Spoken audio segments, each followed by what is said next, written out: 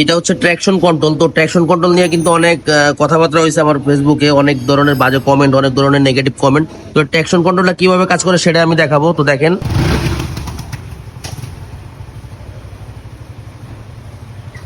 Traction control কিভাবে কাজ করে দেখেন।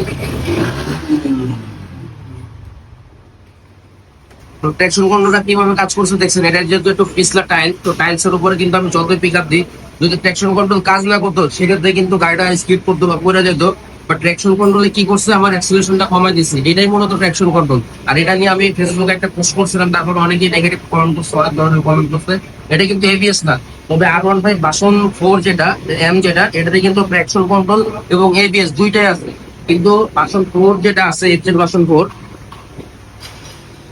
এই যে ভার্সন 4, এটা কিন্তু এবিএস না, এটা শুধুমাত্র ট্র্যাকশন কন্ট্রোল। এটাতেও সেম, কিন্তু আমি ভিডিওটা দেখাইছি এম দিয়া, বাট এটাতে শুধু হচ্ছে ট্র্যাকশন কন্ট্রোল আছে, এবিএস কিন্তু নাই। অনেকে বলছেন এটা এবিএস, অনেক ধরনের কথা বলছেন। তো সবাইকে ধন্যবাদ, আশা করি বুঝতে পারছেন ব্যাপারটা।